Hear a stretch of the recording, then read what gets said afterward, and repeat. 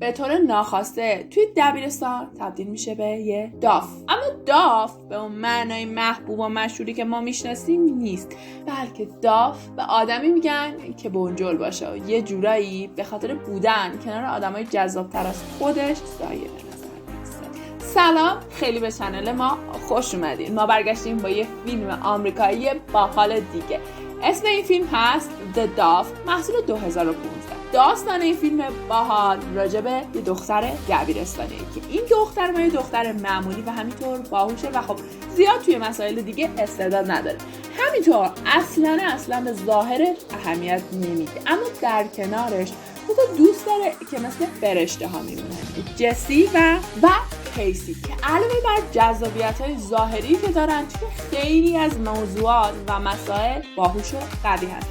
و همین مسئله باعث شده که کل دبیرستان این رو نادیده بگیرن، چون همیشه از اون دارن راجع به دوستای جذابش سوال میپرسن و خب جذابیت اون دو نفر باعث میشه که اصلا دیده نشه. از طرفی یه دختر داریم که از اون لاشیاست توی مدرسه و فکر می‌کنه جذاب‌ترین دختر دنیاست، با همه لاس میزنه که اسمش مدیسونه. مدیسون از قصد همیشه سعی میکنه بیرو نادیده بگیره. از طرفی خود بیانکا روی یه پسری کراش خیلی سنگینی داره، اما بیشتر 3 کلمه با یارو تو الان نتونسته حرف بزن. بی واسه یه پروژه مدرسه مجبوره که تو جشن آخر سال شرکت کنه، اما مشکلش اینه که توی این جشن همه زوج میانه، اون دلش نمیخواد تنها بره. واسه همین دوستای سکسیش سعی میکنن هر طوری شده یه یار واسه این دخترمون پیدا کنه، اما خبر ندارن که روی توبی یه کراش خیلی سنگین داره. حالا میرسیم به جذاب‌ترین پسر مدرسه، بیزلی دوست پسر سابق مدیسون بوده و از طرفی دوست بچگی بی بوده که این 2 نفر با همدیگه بزرگ شدن و حتی وقتی کوچولو بودن با همدیگه توی وان اونم لو عکس دارن و در اصل همسایه‌های روبروی همدیگه است.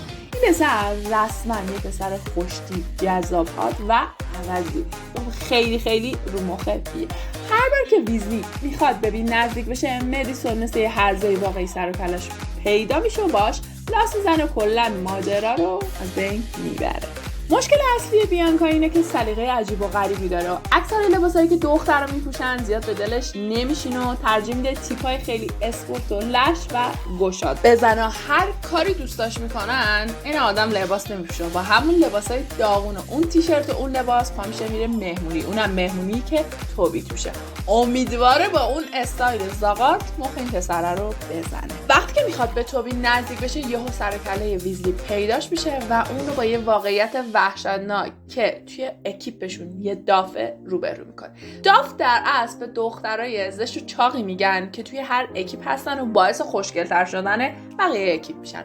یه جورایی واسه بقیه آدما نامرئین و هیچ حرفی از اونا زده نمیشه و یه جورایی یه عضو ممنوعه و بده. شنیدن این حرفا از دهن ویزلی یه شوک خیلی شدیدی به بی وارد میکنه که نمیدونه باید چی کار کنه و خب خیلی عصبانی میشه از این اتفاق.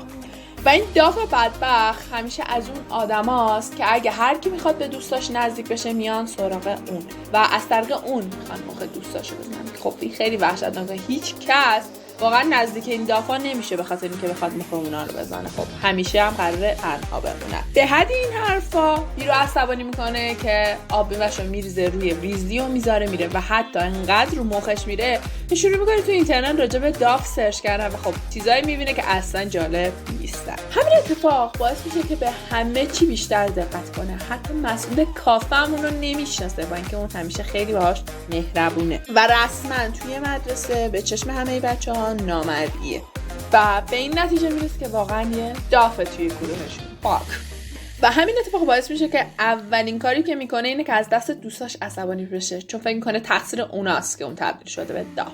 و همین اتفاق باعث میشه که دعوای جدی باهاشون بکنه و خب دوستی چند سالشون به هم بخوره و حالا اون تبدیل شده به یه داف تنها بدون دوستش. البته شرایط براش تغییر نکرد، هنوزم یه داف بود. با این حال دوستای صمیمی خودش رو از دست داد و خب نگاهش کنه به مدرسه تغییر کرد که خب اصلا براش خوشایند نبود.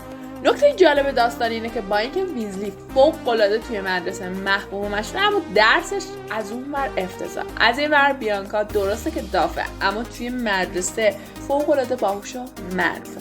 واسه همین تصمیم میگیره که با ویزلی همکاری کنه تا کمکش کنه نمراتشو بیاره بالا و اونم کمکش کنه تا از این داف بودن لعنتی خلاص بشه. ویزلی بیانکا رو میبره فروشگاه تا اولین کاری که میتونه استایل وحشتناکش رو تغییر بده تا حداقل شبیه دخترای معمولی بشه. ویزلی از بی فیلم میگیره تا بتونه تغییراتی که داره جامعش میشه رو ثبت کنه، اما بهش میگه که اگه به کسی نشون بدی که دهنت صاف میشه داداش. با این حال دوست کرموی مدیسون اینا رو توی فروشگاه میبینه. خب یه بوهای بدی به مشام میرسه.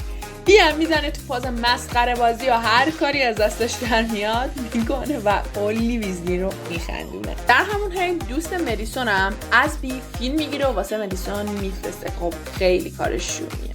ویزلی یه باحال به بی میده و مجبورش میکنه که بره با 15 تا پسر مختلف حرف بزنه تا یکم ترسش بریزه که راحت بتونه با توبی صحبت کنه و بی ازش سربلند میاد بیرون.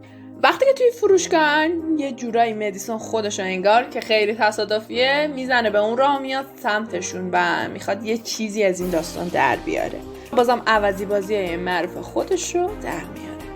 مدیسون عوضی آخرین تیرش هم به بی میزنه و فیلمی که دوستش از بی در حال مسخره بازی تو فروشگاه گرفته رو توی کل مدرسه پخش میکنه.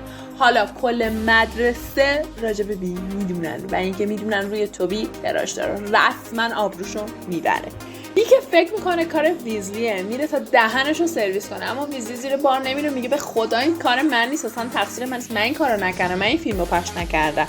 ویزلی که واقعا مطمئن شده که خیلی مقصره میاد تا از دل بی در بیاره و با هم دیگه برنامه‌ریزی دقیق میریزن تا این گندو درستش کنه. بیانکا بالاخره شجاعتش رو جمع میکنه و پا میشه میره به توبی اعتراف میکنه که تو کفشه و داشت پاداش بره سر قرار. در کمال تعجب توبی هم بهش میگه که اوکی من تو رو به یه دیت میبرم و اونو شام به خونه‌اش دعوت میکنه. واسه اینکه قرار بیانکا به خوبی پیش بره، ویزلی براش یه برنامه درست حسابی میچینه و حتی اونا با هم دیگه یه سری وقت می‌گذرونن یه سری چیزا رو واقعا یاد بگیره.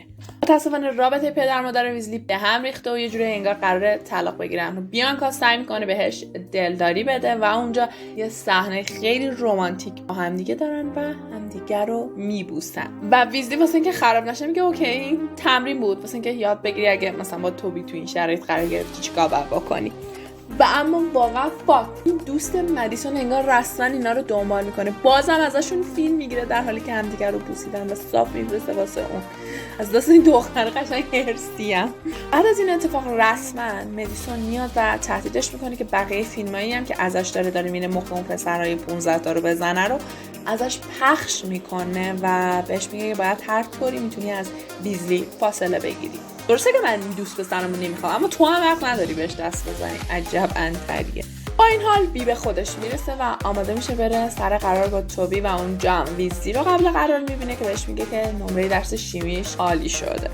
بیانکا یه قرار خیلی مسخره رو تو خونه توبی میگذرونه و در نهایت تیر خلاص بهش میخوره، چون متوجه میشه که توبی هم مثل بقیه پسرا بهش نزدیک شده تا به دوستش نزدیک بشه و این بدترین شب زندگی بیه. خیلی عصبانی و ناراحت برمیگرده خونه و به ویزلی زنگ میزنه و میگه که توبی تمام مدت داشته ازم سوء استفاده میکرد و واقعا قلبش شکسته، که متاسفانه پا میشه میبینه روم سنگ محبوبش که همیشه اونجا میرفته ویزلی و مدیسون دارن هم دیگه رو میبوسن. دیگه از این وحشتناکتر اتفاق نمیتونه بیفته.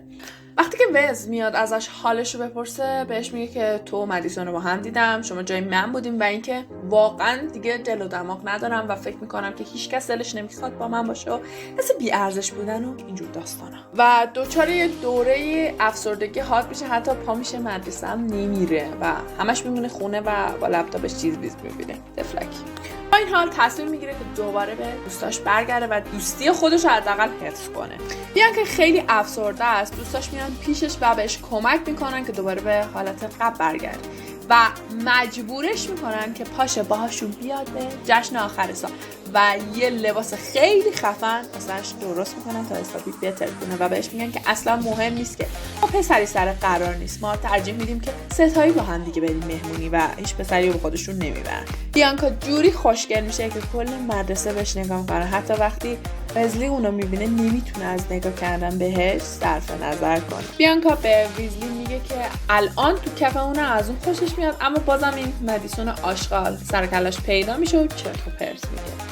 توی آخر این مهمونی قراره که پادشاه و ملکه این مهمونی رو معرفی کنن که طبیعتا مدیسون ملکه میشه و ویزلی رو به عنوان پادشاه صدا میکنن که اون نمیره روی صحنه و صاف میره سراغ بیانکا و بیرو میبوسه و اونا با هم دیگه شب آتشین رو دارن و رسما رابطهشون شروع میشه. مرسی که تا آخر این فیلم باحال و جذابم با من بودید. حتما کانال ما رو سابسکرایب کنید، زنگولمون رو برای ویدیوهای بیشتر بزنید و این ویدیو رو هم لایک کنید. اگه به این سبک ویدیو هم علاقه دارید، آخر این ویدیو بهتون پیشنهاد کردم، حتما اونا رو هم ببینید.